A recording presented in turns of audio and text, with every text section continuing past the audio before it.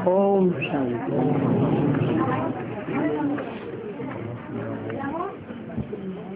आज का प्रातः क्लास है 6 मार्च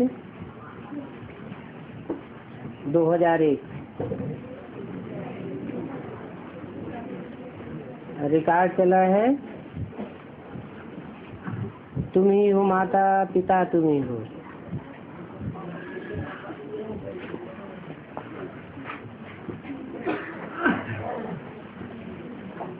गीत में गारंटी किसकी थी?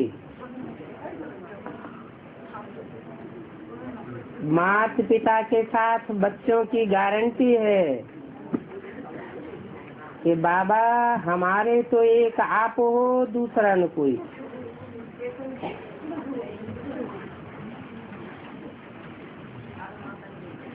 तो देखो कितनी ऊंची मंजिल है।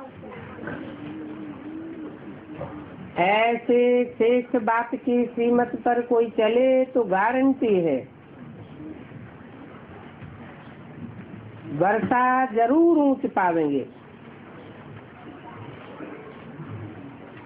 परंतु बुद्धि कहती है बड़ी ऊंच मंजिल देखने में आती है। जो कोटों में कोई और कोई में भी कोई सिर्फ माला के दाने बनते हैं।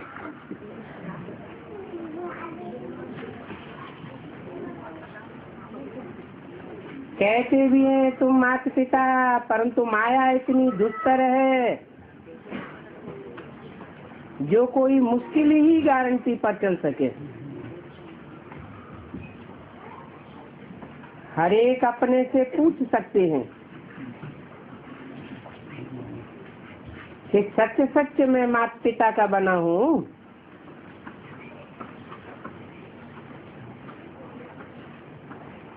बाप कहते हैं नहीं,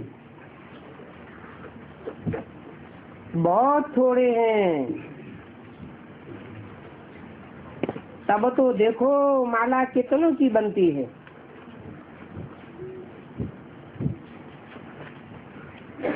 कितने करोड़ों में सिर्फ 8 की बैजंती माला बनती है।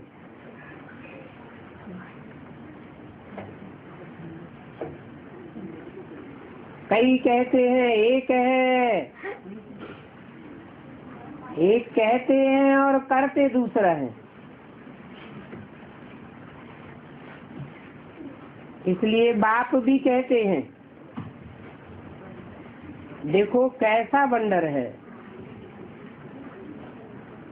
बाबा कितना प्रेम से समझाते हैं, परंतु सपूत बच्चे बहुत थोड़े निकलते हैं।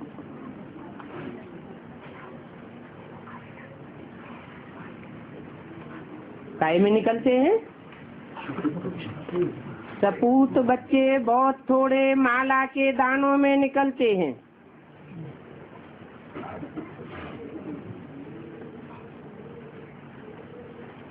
बच्चों में इतनी ताकत नहीं है जो पूरी श्रीमत पर चल सके। पूरी श्रीमत पर नहीं चलते हैं तो जरूर कहाँ न कहाँ रावण की मत पर हैं।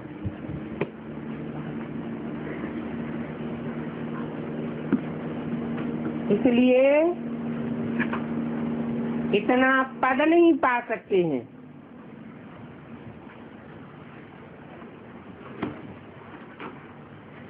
जितना पाना चाहिए। कोई बिरले ही बच्चे हैं जो माला का दाना बनने वाले हैं।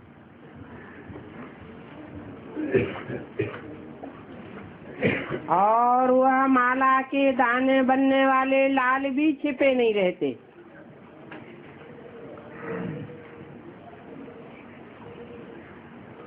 वो दिल पर चढ़ते रहते हैं। उनकी पहचान क्या होगी?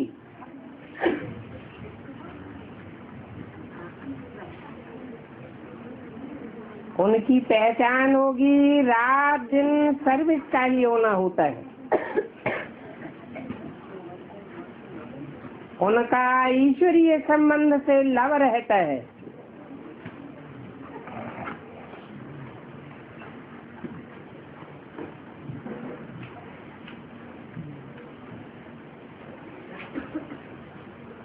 ईश्वर से जिनका संबंध है उनसे उनका संबंध पक्का रहता है। ईश्वर से जिसका संबंध नहीं उनसे उनका भी नहीं। अर्थात ईश्वरीय संबंधों के आधार पर संबंध रहता है।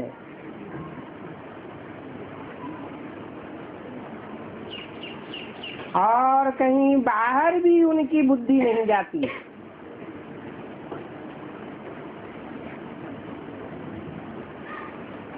ऐसा लव दैवी परिवार में रखना है। अज्ञान काल में भी बच्चों का बाप से, बहन भाइयों का आपस में बहुत ही लव रहता है।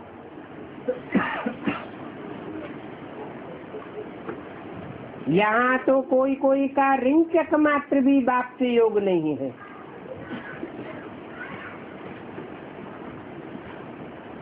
आपस में ही हिलक पड़ते हैं।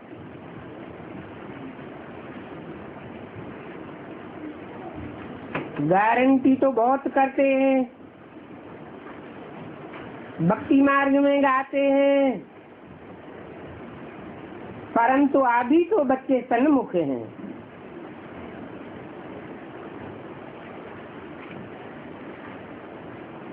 विचार किया जाता है कि भक्ति मार्ग में जो गाते रहते हैं कितना लव से याद करते हैं, और यहाँ तो याद ही नहीं करते। बाबा का बनने के कारण माया दुश्मन बन पड़ती है।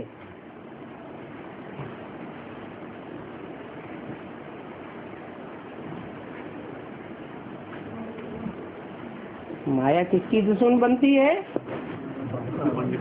जो बाप के बनते हैं उनकी माया दुश्मन बन पड़ती है। यदि बाहर चली जाती है तो माया और ही अच्छा गिराए देती है।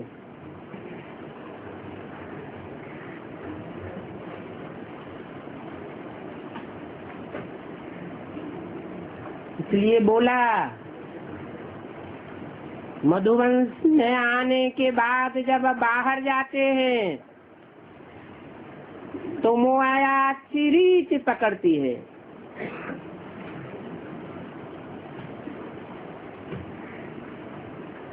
बाहर में बुद्धि जाती है तो माया अच्छा ही गिराई देती है। वो खुद नहीं समझते हैं कि हम जो कुछ करते हैं वो गिरने के लिए ही करते हैं। अपनी मत पर गिरते ही रहते। उनको पता ही नहीं पड़ता है कि हम क्या कर रहे हैं। कुछ तो खामियां बच्चों में है ना। कहते एक है, करते दूसरा है। नहीं तो बाप से वर्षा कितना ऊंच मिलता है।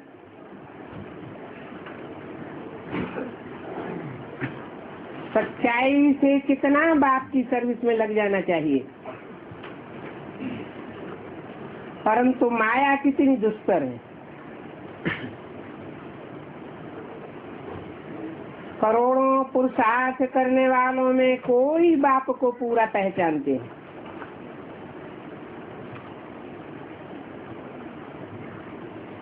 बाप कहते हैं कल्प कल्प ही ऐसे होता आया है। पूरा वफादार फरमान बरदार न होने के कारण उन विचारों का पद ही ऐसा हो पड़ता है।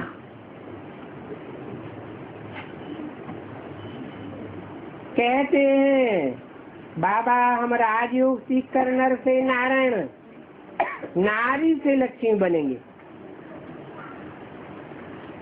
हम राम सीता नहीं बनेंगे। हाथ भी उठाते हैं, परंतु चलन भी तो ऐसी होनी चाहिए। वेद का बाप वर्षा देने के लिए आए हैं तो उनकी मत पर कितना चलना चाहिए।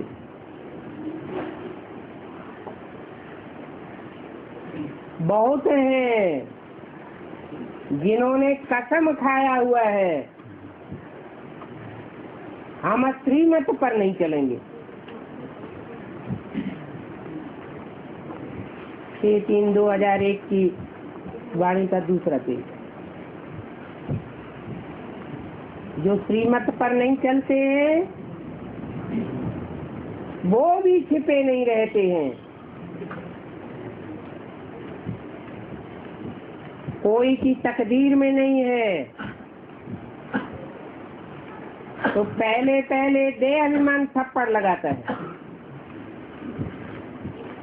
फिर है काम विकार।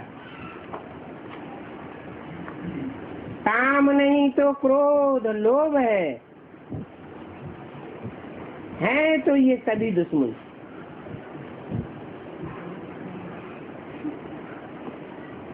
मोह भी ऐसी चीज है जो बिल्कुल ही सत्यानाश कर देती है। लोभ भी कम नहीं है, बड़े कड़े दुश्मन है। पाई पैसे की चीज चोरी कर लेंगे, ये भी लोभ है ना। चोरी की बहुत गंदी आदत है। अंदर में दिल खाना चाहिए कि हम ऐसे ऐसे पाप करते रहते हैं तो क्या पद पावेंगे। शिव बाबा के यज्ञ में आकर बाबा के पास हम ऐसे काम कैसे कर सकते हैं। माया बहुत उल्टे काम कराती है। उनको कितना भी समझाओ फिर भी ये आदत मिटती नहीं है। कोई तो नाम रूप में ही फंस पड़ते हैं। देह अभिमान के कारण नाम रूप में भी आ जाते। हर एक सेंटर का बाबा को तो सारा मालूम रहता है। बाबा भी क्या करे, समझाना तो पड़े। कितने सेंटर्स हैं, कितने बाबा के पास समाचार आते हैं। फिकरात तो रहती है ना, फिर समझाना पड़ता है। देखो माया कम नहीं है, बहुत तंग करती है। अच्छे अच्छे बच्चों को कहा जाता है बड़ा कहावना बड़ा दुख पाओना। यहाँ तो दुख की कोई बात नहीं है। जानते हैं कल पहले भी ऐसे ही हुआ था। ईश्वर का बन करके फिर भी माया के बस हो जाते हैं।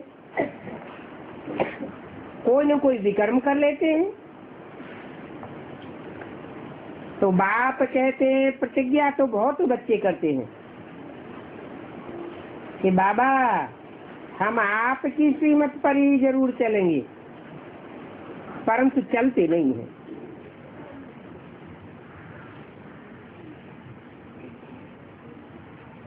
इसलिए माला देखो कितनी छोटी बनती है, बाकी तो है सारी प्रजा। कितनी बड़ी मंजिल है।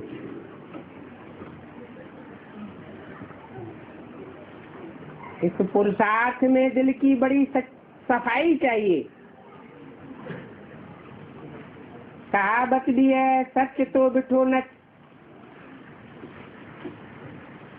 अगर बाप के साथ सच्चा चलता रहे तो सतयुग में कृष्ण के साथ जा करके डांस करेंगे।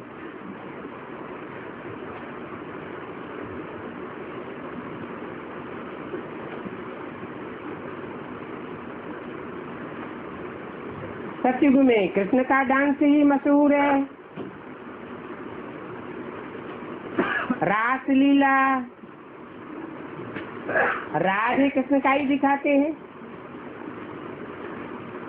पीछे रामलीला दिखाते हैं,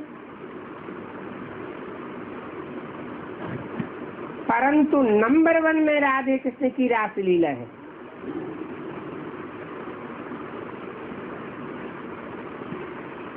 क्योंकि इस समय वह बाप से बहुत ही सच्चे बनते हैं, तो कितना ऊंच पद पाते हैं।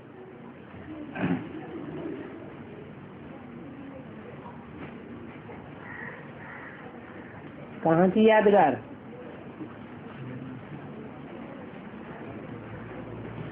जो रहस्य लीला बताई है, इस लीला में रहस्य भरा हुआ है। नाम रख दिया है रास लीला।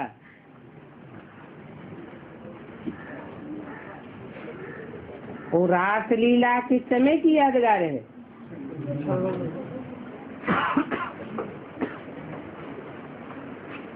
और रास लीला गाई हुई है राधा कृष्ण की, सतयुग की राधा कृष्ण की गाई हुई है, या सतयुग के आदि में जो संगम भी राधा कृष्ण का पार्ट है उसकी बात है।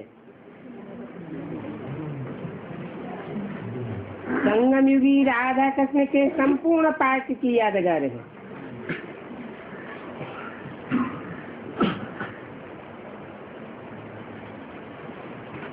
तो नंबर 1 में राधे कृष्ण की रास लीला चली है, क्योंकि इस समय संगम युग में वो बाप से बहुत सच्चे बनते हैं।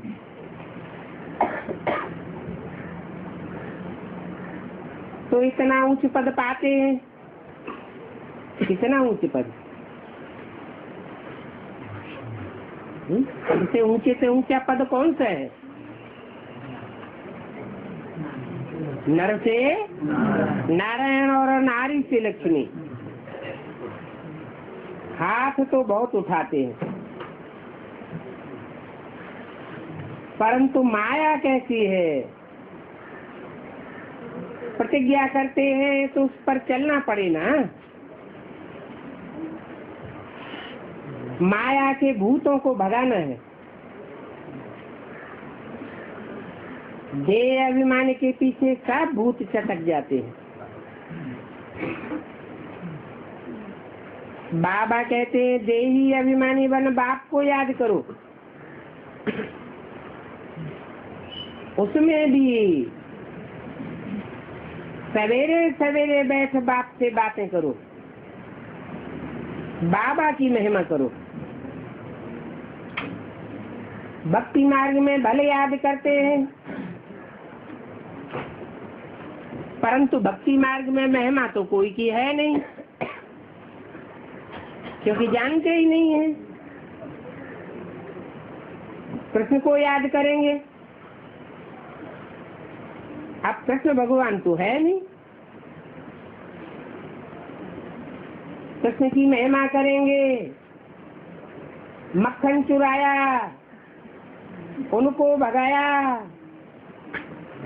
अकासुर बकासुर को मारा, ऐसे ऐसे काम किए, बस और क्या कहेंगे? ये सब है झूठ, सत्य की रत्ती नहीं।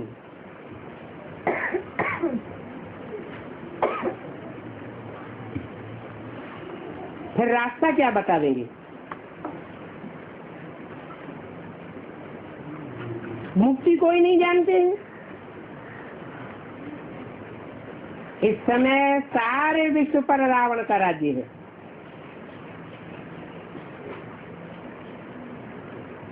कोई एक लंका की बात नहीं है। इस समय सब पतित हैं। मनुष्य तो भ्रष्टाचारी का अर्थ भी नहीं समझते हैं। क्या अर्थ है?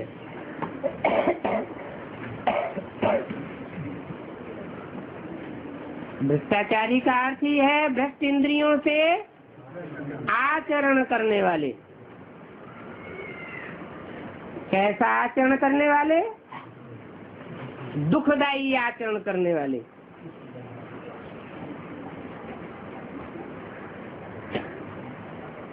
ये भी नहीं जानते कि सतयुग में निर्विकारी देवताएं थे।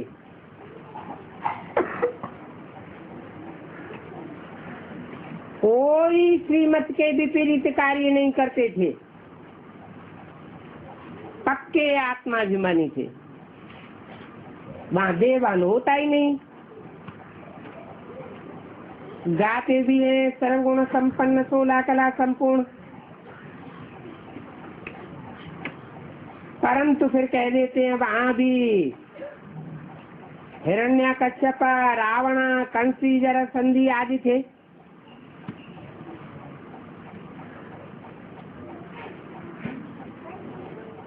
समझते नहीं है ये कहाँ की बातें हैं।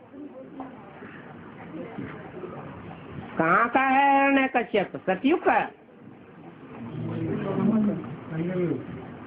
ये संगम युगी शूटिंग की बात है। राम कोई त्रेता युग में नहीं हुआ। रावण कोई त्रेता युग में नहीं हुआ। त्रेता युगी शूटिंग की बात है। द्वापर में कोई कंसी जरासंधी नहीं हुए। ये द्वापर युगी शूटिंग की बात है। जो कंसी, जरासंधी, शिशुपाल संगम युगी कृष्ण के पीछे पड़े।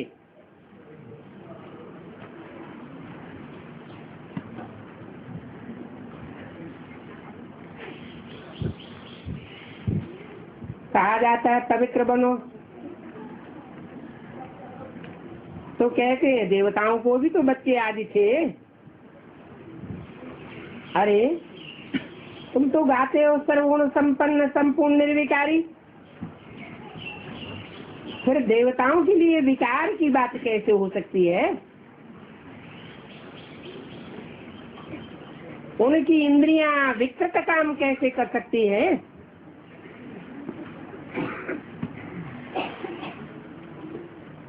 बाप की श्रीमत के विपरीत कार्य कैसे करेंगी? जो देवता बनने वाले होंगे उनकी इंद्रियां तो विकृत कार्य नहीं कर सकती।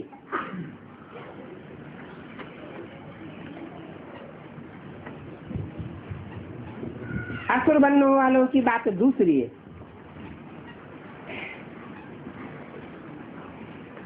तुम भी निर्विकारी बनो, तो कहते हैं सृष्टि कैसे बढ़ेगी,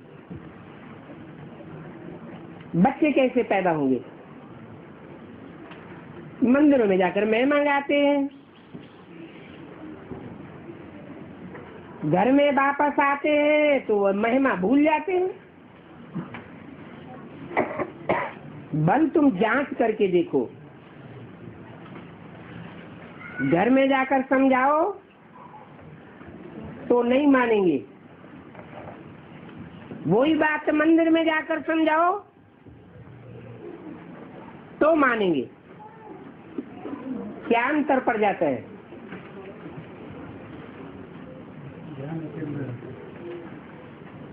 वाइब्रेशन का अंतर पड़ जाता है। मंदिर का वातावरण और वाइब्रेशन अलग होता है, और घरगत व्यवहार का वातावरण अलग हो जाता है। तो समझ में फर्क पड़ जाता है।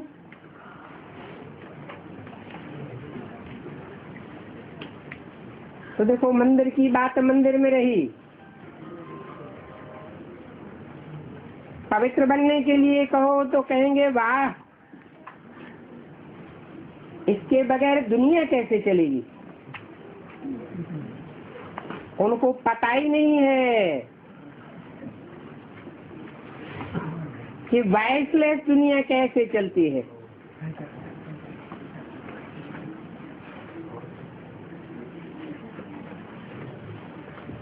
वो निर्विकारी दुनिया है जहाँ देह अभिमान होता ही नहीं।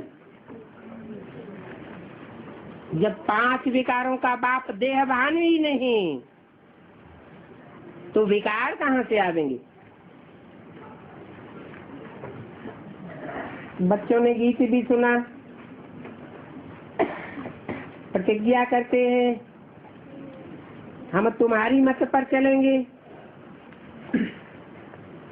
क्योंकि श्रीमत पर चलने में ही कल्याण है। 6 मार्च 2001 की वाणी का 3रा पेज। बाप तो कहते रहते हैं श्रीमत पर चलो,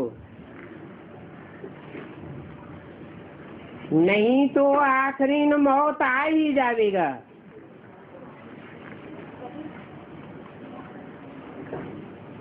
मौत का बाजार लगेगा।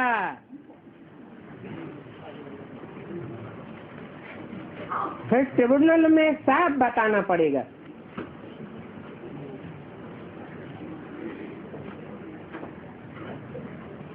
तुमने ही यह पाप किए थे, अपनी मत पर चल करके फिर कल्प कल्प का दाग लग जाएगा। ऐसे नहीं कि एक बार फेल हुआ तो दूसरे तीसरे वर्ष पढ़ाई पढ़ के पास हो जाएगा। नहीं,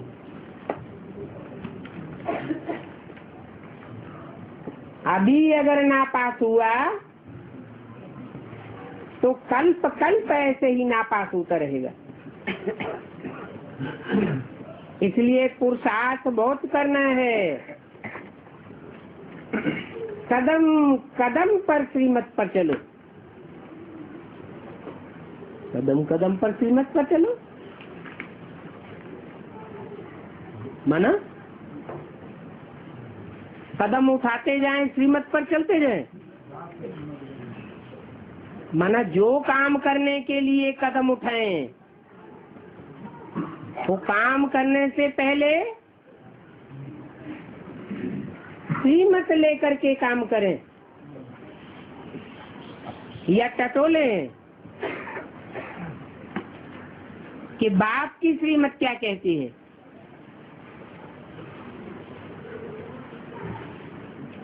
वेरीफाई करें।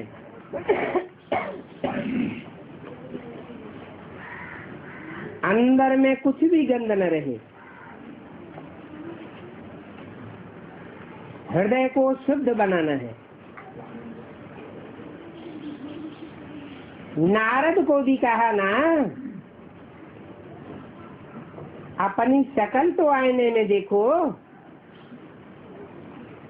तो देखा मैं तो बंदर मिसल हूँ।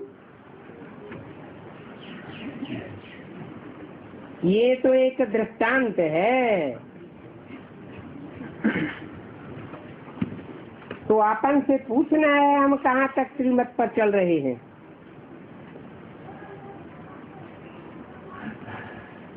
श्रीमत पर चलने वालों की निशानी भी है, उनका बुद्धियोग कहाँ बाहर में भटकेगा नहीं।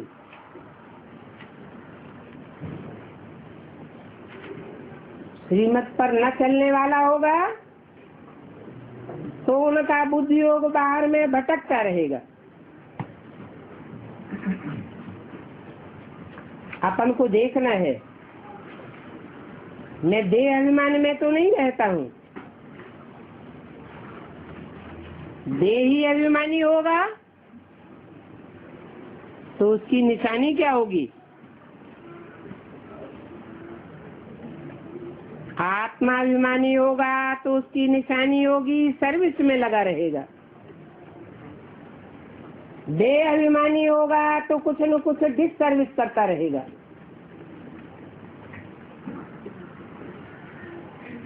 सारा मदार याद पर है। भारत का राजयोग तो मशहूर है।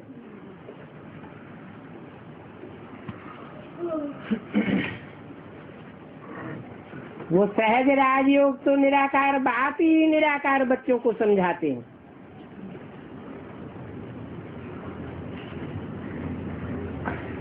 देह अभिमान में रहने वालों की समझ में आने वाला नहीं है।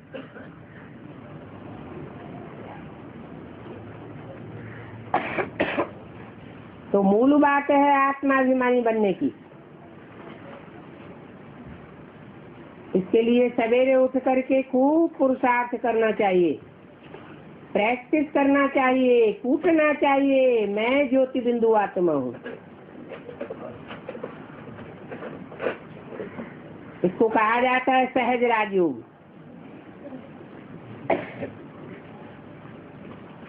कब सहज बन जाएगा? क्या बताया? कठिन कब बन जाता है? अपन को आत्माभिमानी की प्रैक्टिस करने से सहज हो जाता है, और आत्मा न समझने से कठिन होता जाता है। लिखा हुआ भी है,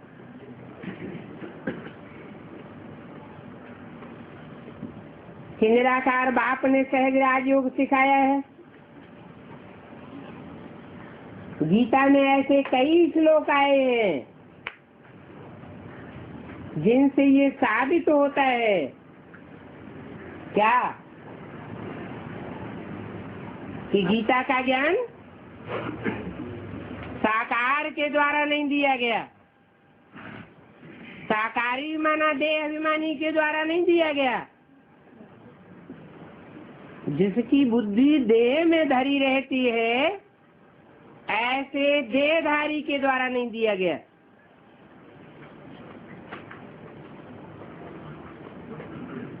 निराकारी बाप के द्वारा ये गीता का ज्ञान दिया गया।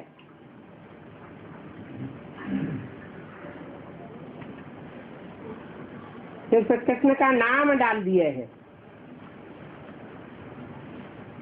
गीता के बहुत से श्लोक ये बात बताते हैं कि गीता ज्ञान देने वाला निराकार है, परंतु नाम कृष्ण का डाल दिया है।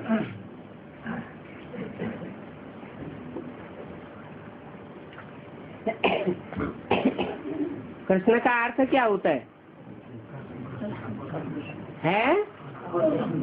आकृष्ट करने वाला, आकर्षण करने वाला।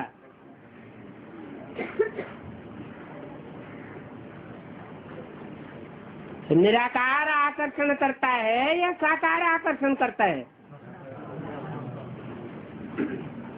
साकार आकर्षण कर लेता है। जैसे आकाश और पृथ्वी, दोनों की तुलना की जाए तो कौन निराकार है और कौन साकार है?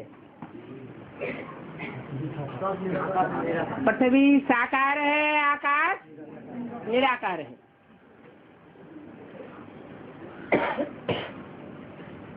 कौन आकर्षित करता है?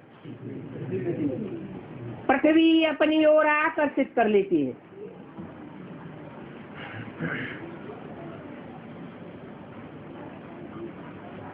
तो गीता में कृष्ण का नाम डाल दिया है। नाम ही रखा हुआ है कृष्ण। आकर्षित करने वाला।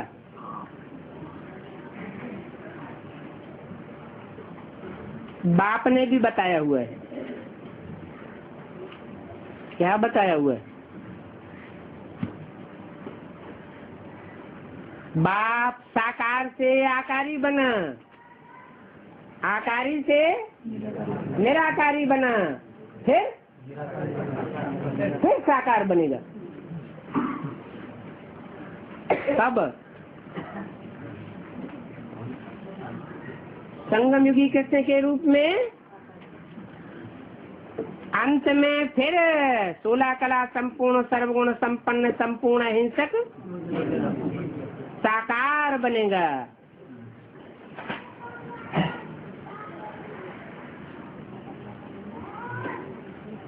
तुम जानते हो कि हमको तो ऐसा लक्ष्मी नारायण बनना है। कैसा? चित्र की तरफ इशारा करते होंगे। कैसा लक्ष्मी नारायण? जो चित्र में दिखाया हुआ है, चारों ओर रोशनी का वलय है। सिर्फ सर के चारों ओर नहीं,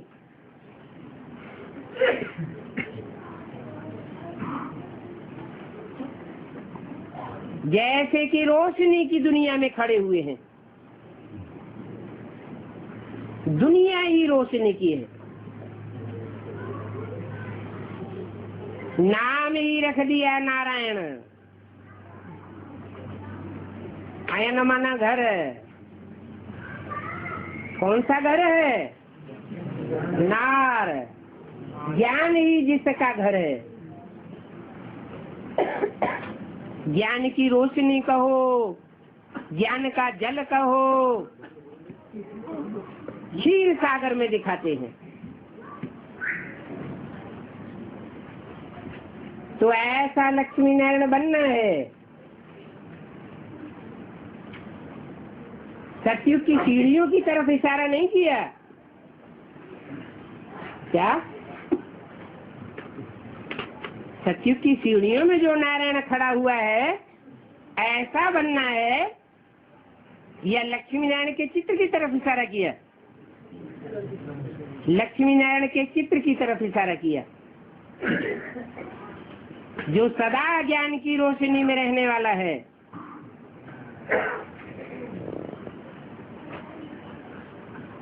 100% पुण्यात्मा बनना है। जो 100% पुण्यात्मा यथा राजा तथा प्रजा नहीं बनेंगे, वो उस रोशनी की दुनिया में आ ही नहीं सकेंगे। कहाँ चले जाएंगे? मुक्तिधाम चले जाएंगे। कुछ जन्मों के बाद वापस आवेंगे।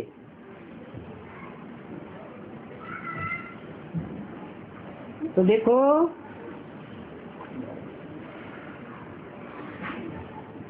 नर से नारायण बनने वालों की दुनिया में पाप की कोई बात नहीं, अंश मात्र भी नहीं। बाप की याद में ही रहकर उनकी सर्विस में रहना है। इतना उच्च पद पाना है तो कुछ तो मेहनत करेंगे ना। कितना उच्च पद?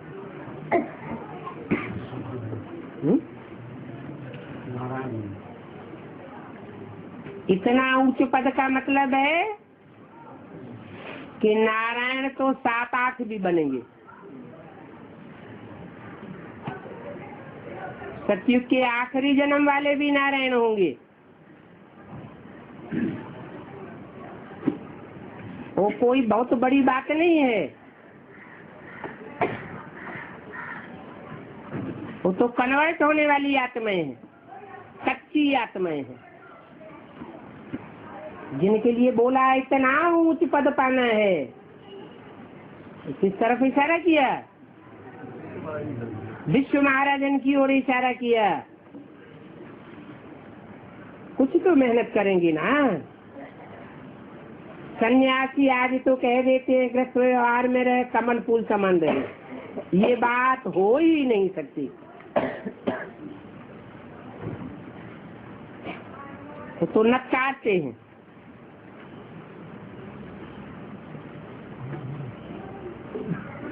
तो देखो संपूर्ण बनने में बहुत फेल हो जाते हैं, क्योंकि याद ही नहीं कर सकते हैं इसको है, उस स्वरूप को याद ही नहीं कर सकते हैं जो घर गृहस्थ के कीचड़ में रहते हुए भी 16 कला संपूर्ण बनकर दिखाता है।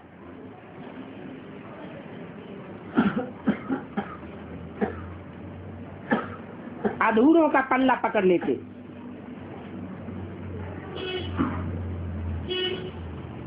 अभी प्राचीन योग तो बाप ही सिखलाए रहे हैं।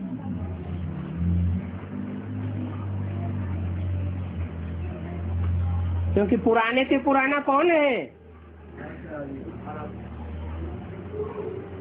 और धर्म पिताओं को और नारायणों को प्राचीन से प्राचीन नहीं कहेंगे।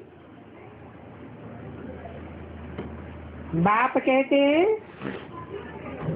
योग तो मैं स्वयं ही आकर के सिखलाता हूँ।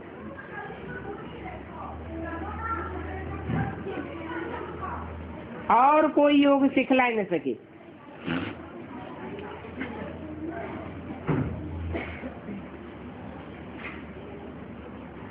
जब स्वयं आकर के योग सिखलाता हूँ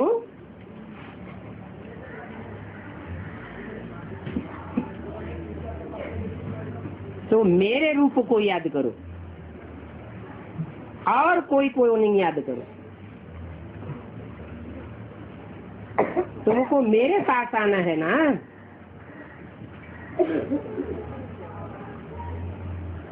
मेरे पास आना है क्या मतलब हुआ?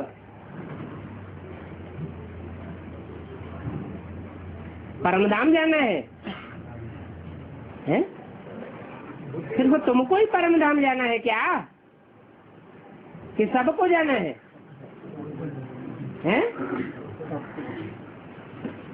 परमधाम जाने की बात नहीं है। तुमको मेरे पास आना है का मतलब जो सतयुग के फर्स्ट जन्म में पहुंचने वाले हैं, फर्स्ट नारायण के पास, जो नर से नारायण कहा जाता है, उसके लिए बोला तुमको मेरे पास आना है। ये बोला सबसे अच्छा पुरुषार्थ क्या है? नारायण को याद करो। सत्य के 8वें नंबर नारायण को है, 8वें नंबर नारायण को नहीं, अव्वल नंबर को याद करेंगे तो अल्लाह के अव्वल नंबर दीन में चले जाएंगे। इसलिए अल्लाह अव्वल दीन की कहानी भी है।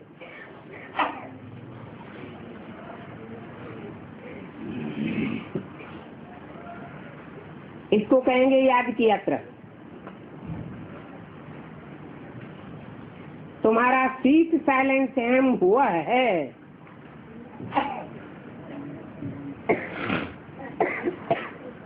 ये भी जानते हैं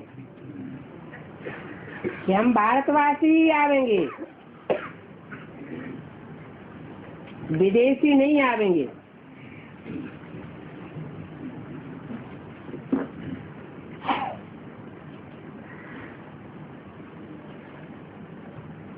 हम भारत में ही वापस आवेंगे, नारायण के राज्य में, और पूरा वर्षा पावेंगे। पूरा वर्षा माना कम कलाओं वाला वर्षा नहीं, 16 कला संपूर्ण वर्षा हम पावेंगे। तो बाप बार बार समझाते हैं कि जो प्रतिज्ञा की है उस प्रतिज्ञा पर अटल रहो। अगर भूल हो जाती है तो बाप से क्षमा लेनी चाहिए, माना अपना तोता में लिख करके दे देना चाहिए। देखो यह बच्चा क्षमा लेने के लिए खास बाबा के पास एक दिन के लिए आया हुआ है। थोड़ी भूल हुई है तो भागा है, क्योंकि इसके दिल को खाता है। तो समझा सन्मुख जाकर के बाबा को सुनाऊं।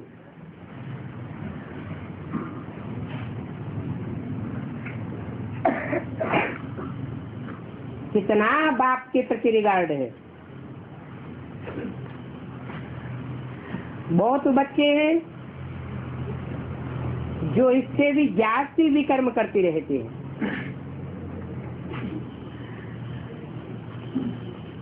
और उनको पता भी नहीं पड़ता कि हम पाप कर्म करते हैं।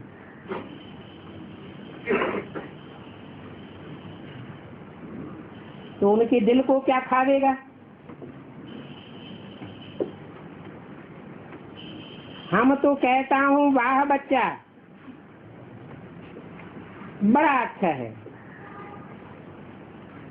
थोड़ी सी भूल की क्षमा लेने आया है। बाप का हमेशा कहना है कि भूल बता करके क्षमा ले लो। अगर बाप को बता देंगे नहीं, क्षमा नहीं लेवेंगे, तो वह पाप वृद्धि को पाता रहेगा।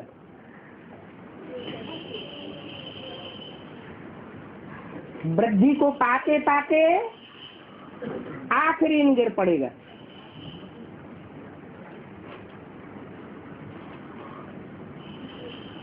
मुक्ति याद की यात्रा से ही बच सकेंगे,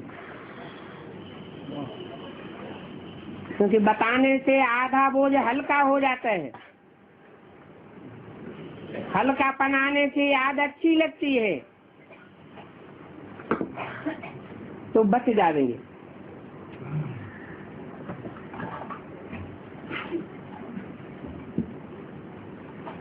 योग की बहुत कमी है, ज्ञान तो बहुत सहज है।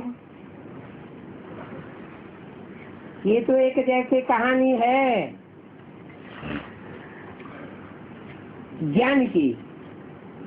आज से 5000 वर्ष पहले किसका राज्य था? उन्होंने कैसे राज्य किया और कितना समय किया? फिर राज्य करते करते कैसे विकारों में फंसे?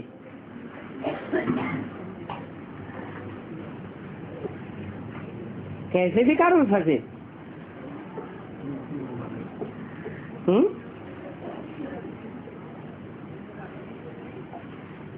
5000 वर्ष पहले किसका राज्य था?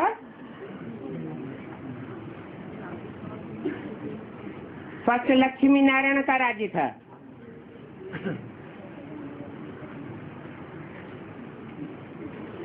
उन्होंने कैसे राज्य किया?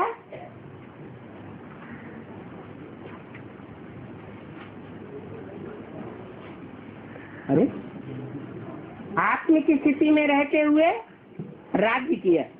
यथा राजा तथा प्रजा बनी।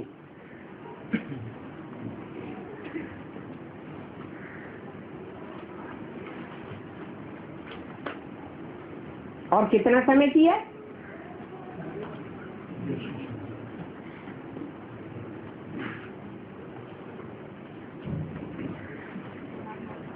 जो पहले लक्ष्मी नारायण होंगे वो तो ज्यादा ही योगी होंगे। योग बल जास्ती होगा तो एज भी, एवरेज एज भी जास्ती होगी। तो उन्होंने लंबे समय तक राज्य किया। उसके बाद उनकी डायनेस्टी ने राज्य किया। फिर वही लक्ष्मी नारायण, जिस नंबर के लक्ष्मी नारायण सतयुग में बनते हैं, उसी नंबर के राम सीता त्रेता में बनते हैं। तो त्रेता में भी राम सीता का राज्य चला। फिर राज्य करते कहते कैसे विकारों में फंसे।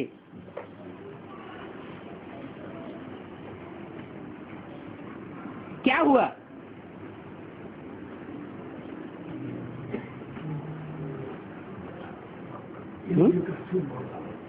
हाँ, देह का सुख भोगते भोगते आत्मा में 8 कलाएं कम हो गईं और अचानक विकारों में फंस पड़े। तो कोई ने चढ़ाई तो नहीं की ना, कोई ने चढ़ाई नहीं की। किसने चढ़ाई की? अरे देह अभिमान ने चढ़ाई कर दी। पहले आत्मा अभिमानी थे, फिर देह का सुख भोगते भोगते देह अभिमानी बन पड़े।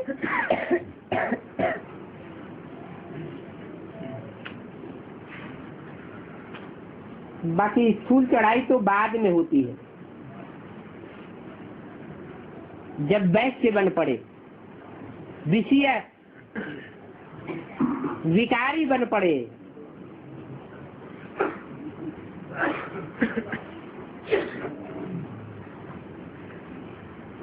तो देखो उन्हों से तो रावण ने छीना राज्य।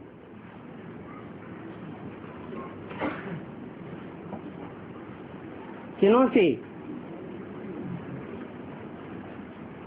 राम से रावण ने राज्य छीना। रावण कौन? देह अभिमान। तुम फिर रावण पर आप जीत पा करके राज्य लेते हो। कैसे लेते हो? है? आत्माभिमानी बनने की प्रैक्टिस करने से तुम रावण पर नंबरवार जीत पा लेते हो।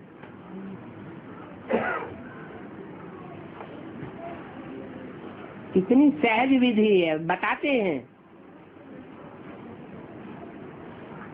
वो भी भूल जाते।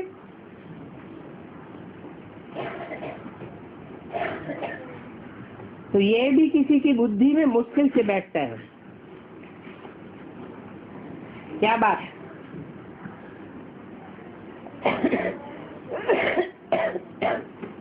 कि कैसे राज्य पाया और कैसे राज्य गंवाया।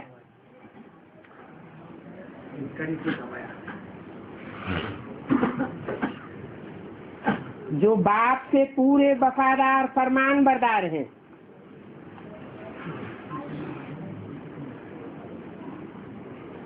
अज्ञान काल में भी कोई वफादार फरमान बरदार होते हैं ना। कोई नौकर भी बड़े ईमानदार होते हैं। लाखों रुपए पड़े रहे, कभी एक भी पैसा उठा देंगे नहीं। कहते हैं सेठ जी, आप तिजोरी की चाबियां छोड़ गए थे, हम संभाल कर लिए बैठे हैं। तो आजकल के नौकर हो, उन्हें लंबा टाइम मिले तो सारा तिजोरी के निकाल कर सफा चट करके भाग जाए।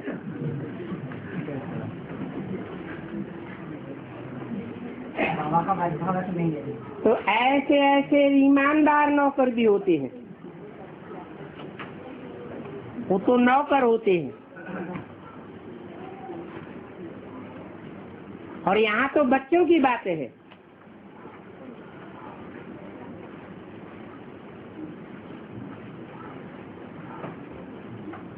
बाप तो बच्चों को बहुत अच्छी रीति समझाते रहते हैं। विवेक कहता है कि इस कारण से ये माला का दाना नहीं बन सकते हैं। कौन सा कारण बताया?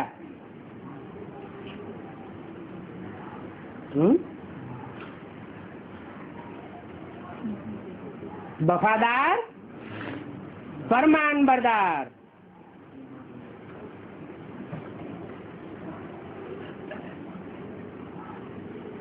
फिर वहां जाकर के दास दासियां बन जाएंगे। कौन? जो यहाँ वफादार फरमान बरदार ईमानदार बनकर नहीं रहते। नहीं पढ़ने से जरूर ये हाल होता होगा। कीमत पर नहीं चलते हैं।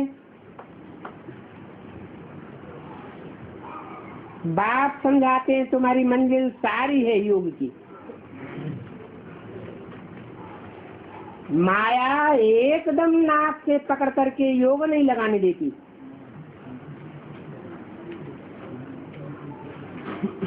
6 मार्च 2001 की वाणी का 4था पेज।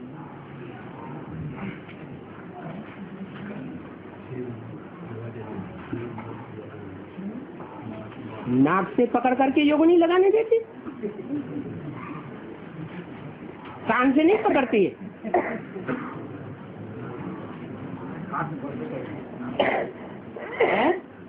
आंख में धूल रोज झोंक दे।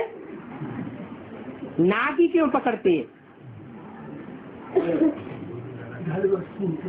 हाँ, क्योंकि परचिंतन में लगे रहते हैं। तू खाएंगी बहुत करते, ये क्या करता है, वो क्या करता है, ये ऐसे क्यों करता है, वो वैसे क्यों करता है। तो माया नाक से पकड़ लेती है।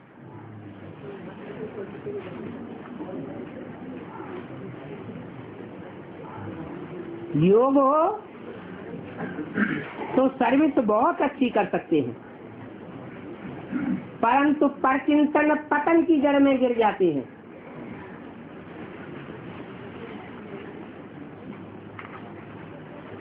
पापों का डर ही नहीं रहता।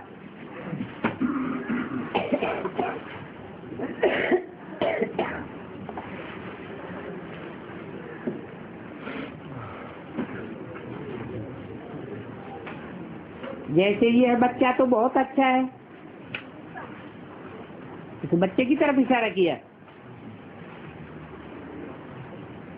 अभी तो बताया, जो बच्चा अपना पोता मिल देने के लिए बाप के पास आ गया। सच्चाई हो तो ऐसी हो। अच्छे अच्छे बच्चों से इनका पद अच्छा है, और जो सर्विस करते रहते हैं वो कहाँ न कहाँ फंसे रहते हैं।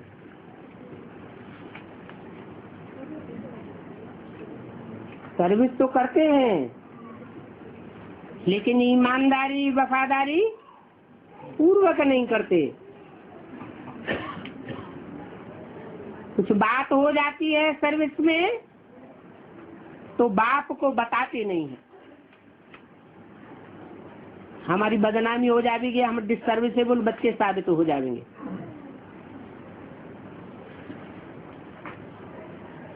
और कहने से छोड़ते भी नहीं हैं। गीत में तो देखो प्रतिज्ञा करते हैं कि कुछ भी हो जाए कभी भी ऐसी भूल नहीं करेंगे। मूल बात है देह अभिमान की। देह अभिमान के कारण बहुत भूलें होती रहती हैं।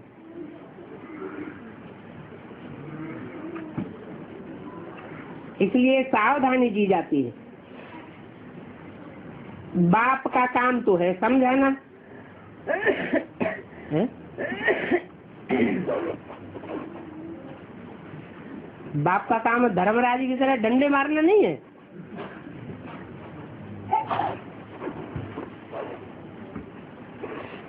धर्मराज अलग है और बाप अलग है। धर्मराज को नहीं कहेंगे प्यार का सागर, और बाप को क्या कहते हैं? प्यार का सागर है। तो बाप का काम तो है समझाना, न समझाए तो कहेंगे हमको कोई ने समझाया थोड़ी।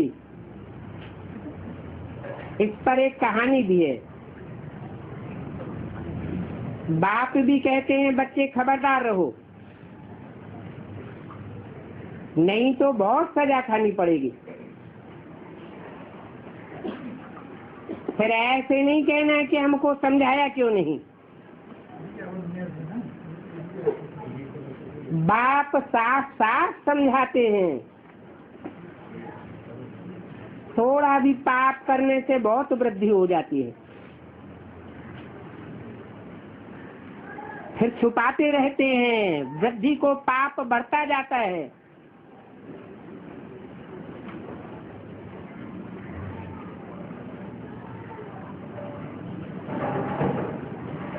तो बाप कहते हैं खबरदार रहो।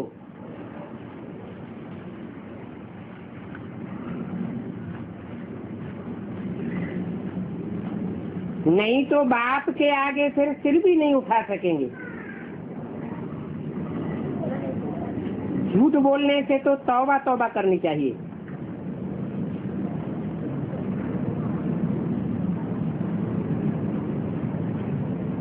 कोई तो अपना पोता मेल बताने के लिए झूठ पोता मेल बता देते हैं, तो अंजाम क्या होगा? और ही बढ़ता जाएगा। ऐसे नहीं समझो कि हमको शिव बाबा कोई देखते थोड़े ही रहते हैं। अरे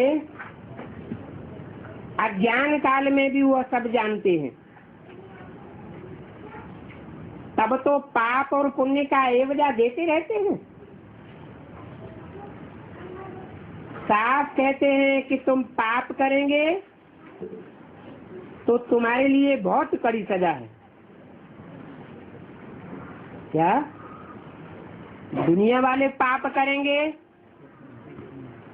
तो उनके लिए इतनी कड़ी सजा नहीं है? ये क्या बात हुई? बच्चा बनना ही बेकार हो गया। इससे तो हम बाप के बच्चे ही न बनते। क्या हिसाब हो गया? बाप का बच्चा बनकर, बाप को पहचान कर, बाप के सामने अंजाम करके अगर कोई पाप कर्म करते हैं तो 100 गुना पाप का बोझा चढ़ जाता है। इसलिए बोला तुम्हारे लिए तो बहुत कड़ी सजा है। बाप से वर्षा लेने आए हो तो उसके बदले दोनों कान तो नहीं काटना चाहिए ना। कहते एक हैं और याद करते हैं दूसरों को, बाप को याद करते ही नहीं। तो बताओ उनकी क्या गति होगी? सच खाना, सच बोलना, सच पहनना, ये भी अभी की बात है। बाप के यज्ञ से बड़े प्यार से जो मिले सो खाना चाहिए।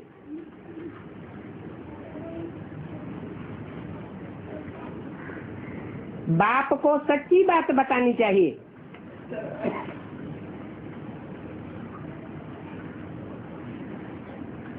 पहनना,